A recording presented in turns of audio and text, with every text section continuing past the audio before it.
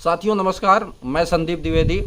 मेरे बहुत सारे प्रेरक साथी मुझे मैसेज करते हैं, फ़ोन करते हैं और अन्य संगठन के साथी भी लगातार यह चीज़ फ़ोन करते हैं और सभी के लिए नामात्र प्रेरक के लिए मैं सभी साथियों से आज मैं बात करना चाह रहा हूं। जितने लोग मेरे सब्सक्राइबर हैं यहाँ पे, जिनके ग्रुपों पे यह वीडियो जा रही है, जो मेरे संदेश को सुनते हैं, पढ़ते हैं, उन सभी से मैं एक चीज़ आज कहना चाहूँगा। जो आपके मन में सवाल है कि क्या यह सरकार हमको कुछ अभी भविष्य में आसरा है, कुछ दे सकती है क्या?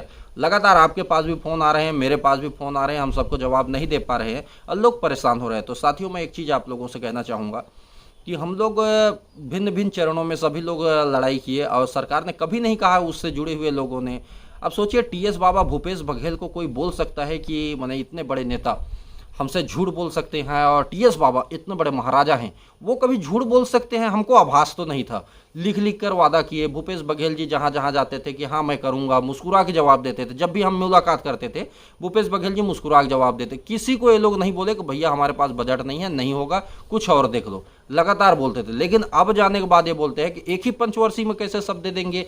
अभी तो मैं देख रहा हूँ लगातार इरिटेट भी हो रहे हैं, नाराजगी प्रकट कर रहे हैं। इनसे मुलाकात करने जाओ तो गुस्सा दिखा रहे हैं।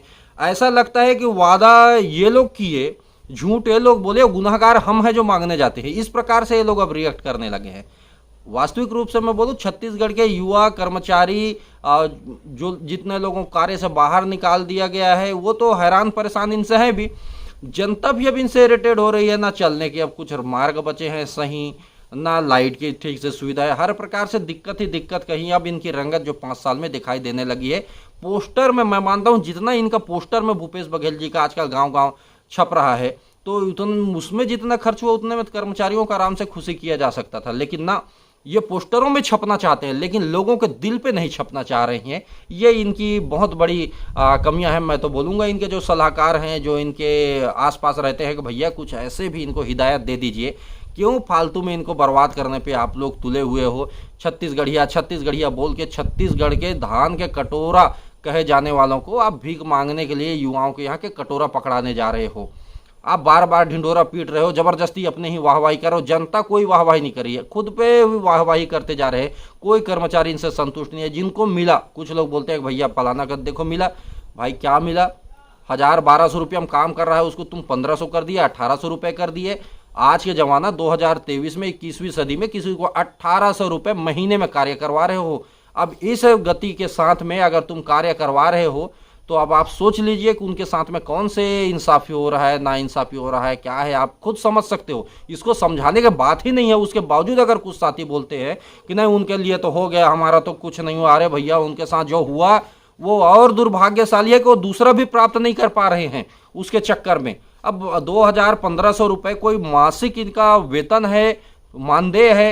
ये एक अपने आप में शर्मसार है ये लोगों को। लेकिन मजबूरियां है, हमारे देश में प्लेसमेंट की कमी है कि लेना पड़ता है, और भविष्य के एक आसरा है कि आज नहीं तो अगले बार मिल जाएगा। लेकिन कहीं ना कहीं मैं आपको बता दूं, भूपेश बघेल जी का मनसा स्पष्ट नहीं है। और जो हम लोग अभी बोलते थे कि इस स्थिति को होगा, बहुत सारे लोग हमारे, मैं विशेषकर बोलूँगा कर्मचारी संगठन में जितने लोग हैं, अधिकांश को, मैं सबको नहीं बोलता लेकिन अधिकांश को मैं अब देख चुका हूं उनके साथ में रह के, आसपास रायपुर में घूम के, जान के। ये लोग सर कुछ नहीं करते हैं। अधिकांश लोग धरना आंदोलन में आ जाएंगे, उनकी खुद की 10 की भीड़ भी नहीं होती है। हम लोग जो अन्य संगठन है ले जा के इनको भीड़ देते हैं, मंच में इनका पोस्टर छपेगा, फूल माला पहनेंगे, उसके बाद में ये यही चीज़ बोल देते हैं, देखो फलाना मंत्री देने वाला है, ढेकाना देने वाला है, ऐसा प्लान है। क्योंकि ये रायपुर में कहीं ना कहीं हमको लगता है कि हैं, तो इनका जान पहचान ज़्यादा होगा, बड़े हमारे लीडर हैं, हजारों संगठनों के लीडर हैं, तो इनका परिचय होगा। मैं जहाँ तक के देखा हूँ, मुख्यमंत्री जी इनके चेहरा नहीं पहचान रहे, इनसे मुलाकात नहीं कर पा रहे, तो उनसे अच्छा तो हम लोग हैं। कम से कम जहाँ जहाँ जा रहे हैं भीड़ में, चाहे खड़े हों या धक्का खाएं या जैसे खाएं, कम से कम ज्ञापन तो दे पा रहे हैं। बाकी लोगों के तो वो भी नहीं हो पा रही है कि ज्ञापन तक के पहुंच पाए, बात तक के कर पाए। बस वाहवाही होता है। हाँ, अगर किसी संगठन को 2 रुपये भी अगर मिल गया, तब सीना तान के 20 आदमी खड़े हो जाते हैं। मैंने लेटर लिखा था 2 साल पहले, मैंने 3 साल पहले लिखा था, मेरे लेटर पे अरे भैया इतना चलता ना सरकार के पास। आप 20-20, 30-30, कोई 100-100 संगठन के मालिक हैं, आप उनके प्रदेश अध्यक्ष हैं, उनके लीडर हैं। अगर आपकी चलती ना, तो आपको सरकार सुनती, बैठाती। मैं हकीकत देखा हूं, कहीं पे भी अधिकांश लोगों में कोई भी दम नहीं है। बस ये है कि 10-20 लोगों को बिठा लेना है, एक नया संगठन तैयार करना है, निरंतर चढ़ना है, लोगों को बेवकूफ़ बनाना है। मैं उनके कमियां नहीं गिना रहा हूं, लेकिन उनके कमियों के कारण हमको जो नुकसान हो रही है उन चीज़ों को मैं देख रहा हूं। क्योंकि बहुत सारे लोग आपके पीछे, लाखों लोग भ्रम में हैं कि हाँ भाई ये आदमी लड़ रहा है, करवा देगा।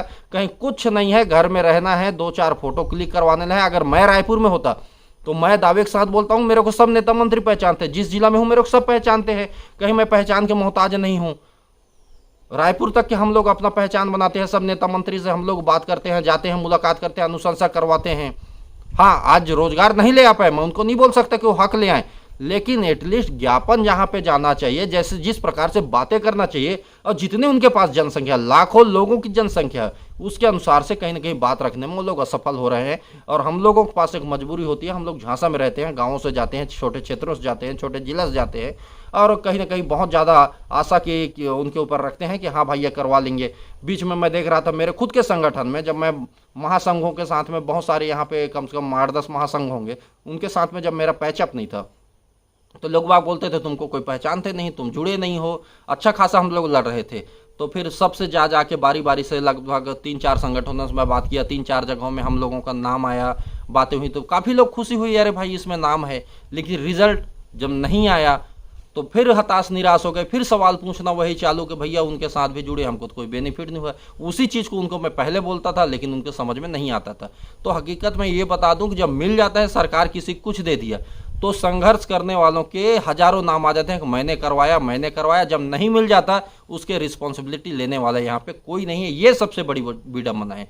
अपनी कमियां स्वीकार करने में लोग बाग झिझकते हैं, लोग बाग डरते हैं। ये सबसे बड़ी कमियों में से एक है हमारे बीच में। तो मैं जितने भी हमारे साथी सुन रहे हैं, मैं आप सबको बता दूं कि भूपेश बघेल से अब ज़्यादा उम्मीदें नहीं हैं। तो आप क्या करें? बहुत सारे ये है कि भैया अब बीजेपी ने 15 साल पहले ठगा, अब तो कांग्रेस ने भी ठगा, अब क्या उम्मीद है, क्या तीसरा पार्टी जाए, चौथा पार्टी जाए? तो मैं आप सबको बता दूं कि अभी मैं वर्तमान में देख रहा हूं, जितने भी बड़े लीडर हैं प्रदेश स्तरीय, जिनके ऊपर आप खासे भरोसा करके अभी तक बैठे हुए हो, अधिकतर देखोगे कोई आम आदमी पार्टी, कोई बीजेपी, कोई कांग्रेस, कोई बहुजन, कोई कुछ। उनके निजगत पसंद हो सकते हैं, लेकिन संगठन का लाभ लेते हुए पदों में जाने की होड़ मची हुई है कि मैं भी ये संगठन ज्वाइन कर लूँ, मैं भी ये पद ज्वाइन कर लूँ, उसके बाद मैं आपका करवाऊंगा। तो निश्चित रूप से मैं बोलता हूँ, अगर ऐसा ज्वाइन करवाना होता तो सबसे सहमति लेके जा सकते हैं, लेकिन लोग बाग अपना अपना देखना चालू कर देते हैं। जहाँ मौका आया अपना देखो, अपना भागो, कि हो सकता है 1-2 टिकट मिल जाए, मैं विधानसभा लड़ लूँ, मैं लोकसभा। जिस चीज़ में तुम लड़ने का दायित्व लिए हो भाई साहब, उस चीज़ को कर नहीं पा रहे हो, आप जनता की क्या सेवा करोगे? वहाँ तो और बड़े, माने कोई अंगूठा छाप है, कोई एमएससी बीएससी है, कोई कलेक्टर है। आपके जब जन क्षेत्र में जाओगे तो बहुत सारे लोग मिलेंगे, तरह तरह के लोग मिलेंगे। अभी तो यहाँ आपको वेल एजुकेटेड लोग मिल रहे हैं, उनका तो कुछ हो नहीं पा रहा है, उनके लिए आप संघर्ष नहीं कर पा रहे हो, नया रास्ता देख रहे हो इनको छोड़ के। तो ऐसा मेरा मानना है व्यक्तिगत रूप से कि जब तक कि सबकी सहमति ना हो तो मैं तो नहीं जा सकता हूँ। अगर जब तक मेरे संगठन का सहमति ना हो, लोगों को पता नहीं कैसे लगता है कि मेरे को टिकट मिल जाए। सब लोग कहीं ना कहीं अपने अपने दौड़ में है, काफ़ी लोग दौड़ में हैं। हाँ, कुछ साथियों को मैं देखा हूँ कि निष्ठावान रूप से अपने संगठन में सहमति लिए या व्यक्तिगत इच्छा जाहिर करके संगठन से थोड़ा अपना दूरी किया और जाके मस्त पार्टी में शामिल हो गया। मैं उनका रिस्पेक्ट करता हूँ, लेकिन किसी को धोखा दे के दूसरों का इस्तेमाल करके जाने वालों की भी कमी नहीं है। इन कारणों से भी कहीं ना कहीं कर्मचारी वर्ग पीछे है। मैं छत्तीसगढ़ में इस चीज़ को काफ़ी करीब से देखा हूँ कि लोग अपना देखते हुए अन्य लोगों को छोड़ देते हैं। तो मैं बाकी साथियों से कहूँगा कि देखिए, मेरे पास जो सवाल आ रहे हैं, मैं व्यक्तिगत बात कर रहा हूँ। देखिए, मैं सबके लिए नहीं बोल रहा हूँ, मेरा व्यक्तिगत सोच है कि कांग्रेस, बीजेपी, बहुजन, आम आदमी पार्टी या बहुत सारे पार्टी है, उनको मत देखिए।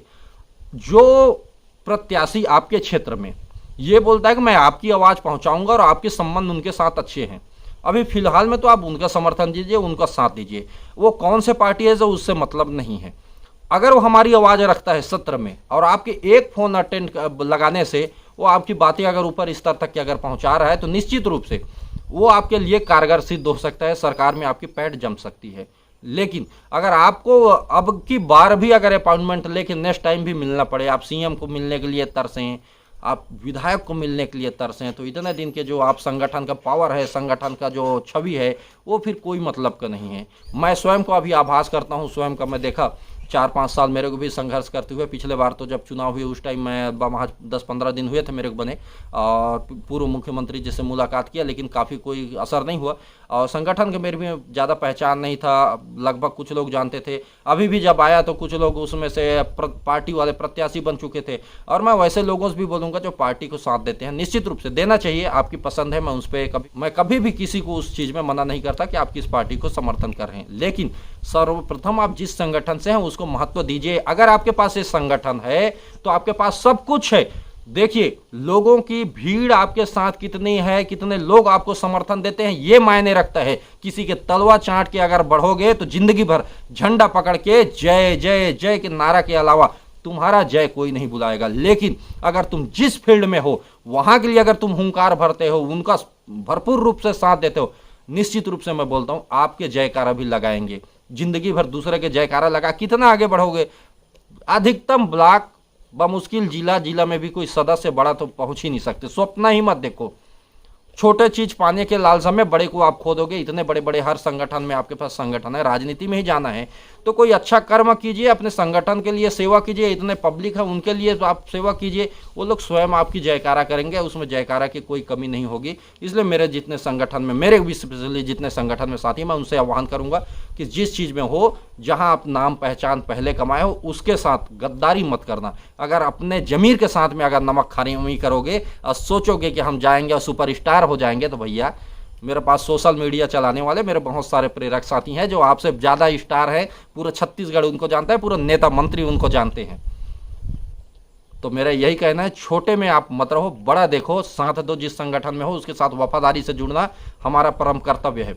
और बाकी साथियों को भी जो राजनीतिक रूप से दृष्टि से देख रहे हैं कि काश मैं चल दूँ, सबका नाम लेके मैं अपना लगा दूँ कि फलाना मैं 50 संगठन का या 60 संगठन 100 संगठन का मालिक हूं, उस बेस से मैं डाल दूं राजनीति में, तो आप लोगों को मैं कहना चाहूँगा जिस 50 संगठन 60 संगठन आपको मिले हैं उसका सेवा कर लीजिए, है ना। ना राम मिलेगा ना माया मिलेगा। एक जो कहावत है तो वही हो जाएगा। माया की दुनिया में आप जाओगे और राम को छोड़ जाओगे तो फिर आप कहीं के नहीं रह जाओगे। पहले आप जिस फील्ड में हो उसकी सेवा करो। क्योंकि मैं व्यक्तिगत जीवन में मेरे को बहुत सारे ऑफर आए राजनीति में कि आ जाओ साथ दे दो। मेरा एक ही चीज़ कहना था कि जब मेरे कोई नहीं जानता था, मेरा संगठन मुझे पहचानता था, उसने मुझे पहचान दिलाई है, वो मेरे साथ में खड़ा था। मेरे बुरे वक्त में मेरा संगठन साथ था, तो आज जब बुरे वक्त उनका है तो मैं उनको छोड़ के मैं कैसे भाग जाऊँ? मेरा जमीर कभी गवाही नहीं देता, वरना जाने के लिए बहुत सारे ऑफर मेरे पास भी हैं। हम मेरे जैसे बहुत सारे लोग हैं जो संगठनों से, अपने अपने संगठनों से जुड़े हुए हैं। उनको कोई रिश्तेदार बड़ा नेता है, कोई कुछ नेता है। तो मैं सबसे यही कहूँगा, हाँ, जिनको जाना है स्पष्ट रूप से बता के जाए। गुमराह करके अगर दिखेंगे किसी राजनीतिक पार्टी में तो हम ऐसे लोगों को भी समर्थन नहीं करते, ना हमारे बीच में भी हम नहीं रखेंगे। तो मेरे सभी साथियों से मैं यही कहना चाहूँगा कि देखिए, आप नाराज मत हो कि पूर्व सरकार ने आपको कुछ नहीं दिया।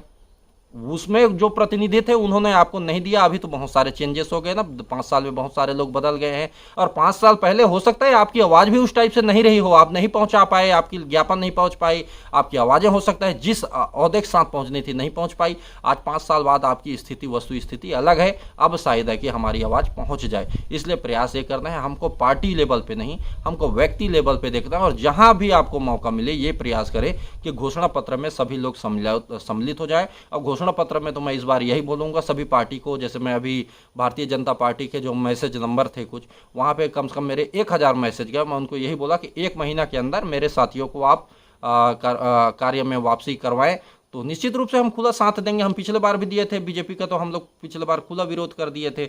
इस बार हम उनका समर्थन भी कर सकते हैं। हम किसी के बंधुआ मजदूर नहीं है किसी पार्टी के। हम खुले रूप से जिसका साथ देंगे, दिल से साथ देंगे। जब वो किसी की बुराई करेंगे या उनकी कमियां गिनाएंगे तो दिल के साथ गिनाएंगे। पीठ पीछे दिखावा के लिए अलग, साथ में अलग, वो काम नहीं करेंगे। जिसका बुराई करना है तो दिल से करो, नहीं कर साथ देना है तो दिल से दो।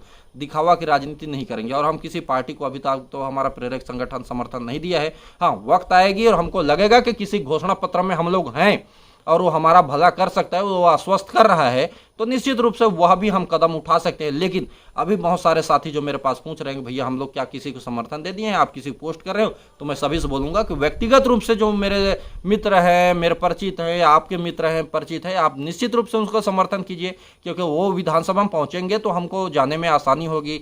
कम से कम भैया मैं यहाँ पे ये देखा हूँ कि पास के लिए विधानसभा में घुसने के लिए बड़े बड़े लीडर को मैं देखा हूँ महीनों एड़िया रगड़ना पड़ता है।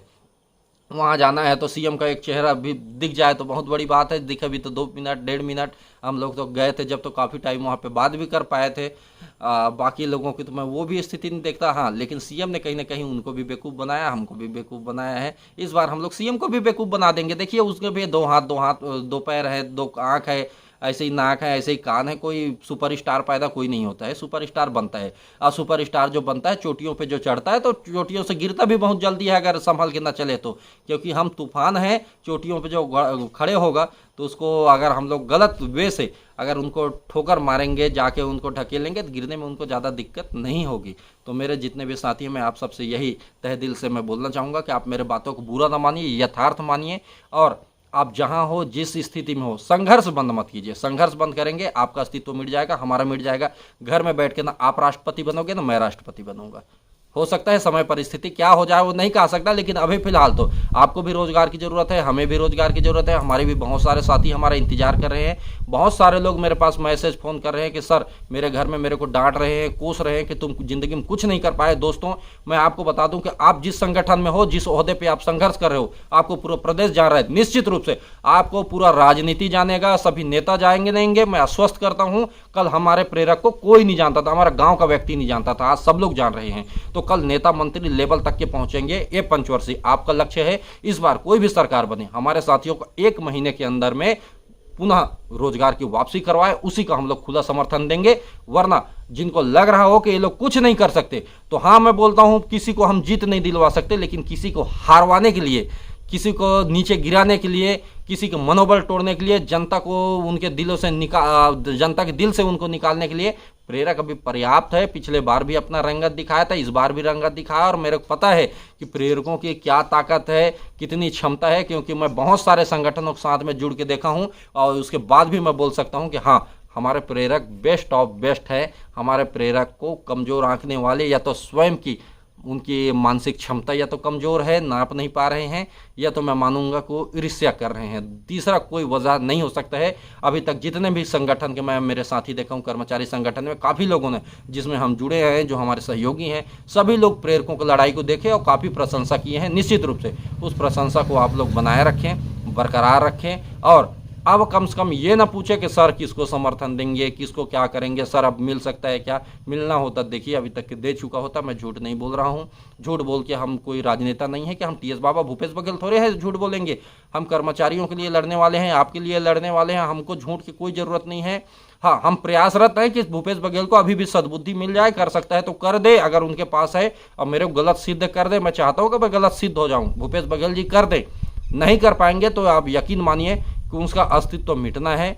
या तो वो वादा करे कि 1 महीने के अंदर मैं आके करूंगा, या कोई और पार्टी बोले जो आके बोले दमदारी के साथ में सीना ठोक के कि मैं करूंगा। इस बार ऐसा बोले कि जो बोलेगा उसको पकड़ेंगे बाबा। इस बार टीएस बाबा की तरह नहीं कि हाय रे भूपेश बघेल मेरे कुछ नहीं बनाया करके दुख रोते रहा, लास्ट में वीडियो वायरल हुआ, उसके बाद धमकी चमकी चालू होगी। इस प्रकार से खेल इस बार नहीं चलेगा। निश्चित रूप से आप लोगों का मनोबल टूटा है, काफ़ी लोगों का मनोबल टूटा है, मेरा भी टूटा है, क्योंकि मैं भी लगातार संघर्ष किया हूँ। लेकिन आपकी चेहरे की मुस्कुराहट बरकरार रखें, क्योंकि आपकी मुस्कुराहट ही बड़े बड़े सत्ता हिलाएगी, बड़े बड़े सत्ता गिराएगी। दर्द पालने से, दर्द दिखाने से कि मैं बेरोजगार हूँ, मेरे कुछ नहीं मिला, हमको कुछ भी चमत्कार हमारे साथ नहीं हो सकता है। हमको हमारे नसीब में संघर्ष लिखा है। हम इस धरती पे आया है संघर्ष करके वजूद बनाने के लिए। निश्चित रूप से हम अपना वजूद बनाएंगे। बहुत बहुत धन्यवाद।